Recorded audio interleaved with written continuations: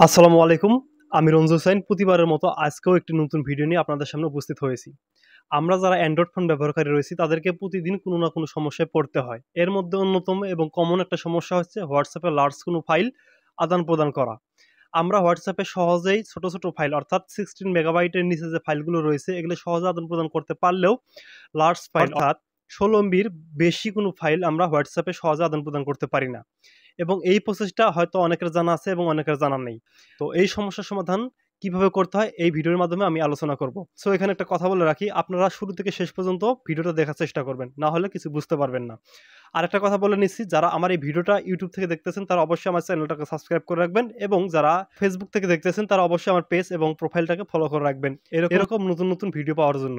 তো যাই হোক, আর কথা না বাড়িয়ে এখন চলে যাচ্ছি আমাদের মোবাইল স্ক্রিনে। মোবাইল স্ক্রিনে আসার পর এখন আমরা সরাসরি আমাদের মোবাইলের ফাইলস অপশনে চলে যাব। সর্বপ্রথম ফাইলসে যাওয়ার পর এখান থেকে আমরা অডিও সিলেক্ট করে নিব। নেওয়ার পর এখান থেকে আমরা এই অডিওটা দেখতেছেন ২১.৩২ এমবি, এই ফাইলটা আমরা হোয়াটসঅ্যাপে কাউকে পাঠানোর জন্য চেষ্টা করব। তো দেখি আমি এখানে সিলেক্ট করে নিলাম, শেয়ার অপশনে ক্লিক করে দিলাম, তারপর এখান থেকে হোয়াটসঅ্যাপে ক্লিক করে দিলাম। এখন আমি ফিঙ্গার দিয়ে আমার হোয়াটসঅ্যাপের ভেতরে প্রবেশ করলাম। তারপর এই নাম্বার আমি এই ফাইলটা পাঠাবো এবং সিলেক্ট করে দিয়ে এখানে আমি সেন্ড অপশনে ক্লিক করলাম। তো দেখুন এখানে আমি কোনোভাবেই ১৬ এমবির বেশি ফাইলটা পাঠাতে পারছি না। তো আরেকটি উপায় আমি দেখতেছি, এখানে অ্যাটাচড ফাইলে ক্লিক করে দিব, অডিওতে ক্লিক করে দিব এবং সেম ২১ এমবির এই ফাইলটা আমরা এখানে ক্লিক করে দিব। তো দেখুন লেখা হচ্ছে ক্যান সেন্ড অডিও মেসেজ ১৬ এমবির বেশি আমরা কোনোভাবেই এখান থেকে পাঠাতে পারছি না। বিকল্প উপায়ে পাঠানোর জন্য আমাদেরকে যে কাজটি করতে হবে, এখান থেকে অ্যাটাচড ফাইলে ক্লিক করতে হবে, ডকুমেন্টস মোডে ক্লিক করতে হবে, এখান থেকে ব্রাউজ ডকুমেন্টসে ক্লিক করতে হবে, তারপর অডিওতে ক্লিক করতে হবে, তারপর এখান থেকে এই যে কবি এমপি3 এই যে ২১.৩২ এমবির এই ফাইলটা দেখতেছেন, এই ফাইলটার উপর আমরা একটা ক্লিক করে দিব।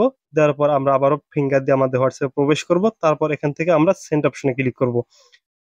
তো দেখতেছেন এখন কিন্তু এই ২১ এমবির ফাইলটা ডকুমেন্টস মোডে সেন্ড হচ্ছে।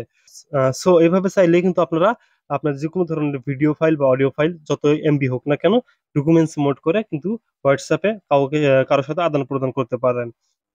তো এই ছিল আজকের আলোচনা এবং এর মধ্যেও যদি আপনারা কেউ বুঝতে না পারেন তারা অবশ্যই আমাকে কমেন্ট করে জানাবেন, আমি আপনাদেরকে বোঝানোর চেষ্টা করব। তো সবাই ভালো থাকবেন, সুস্থ থাকবেন, দেখা হবে আবারও নতুন কোনো ভিডিওতে। ধন্যবাদ সবাইকে। আসসালামু আলাইকুম।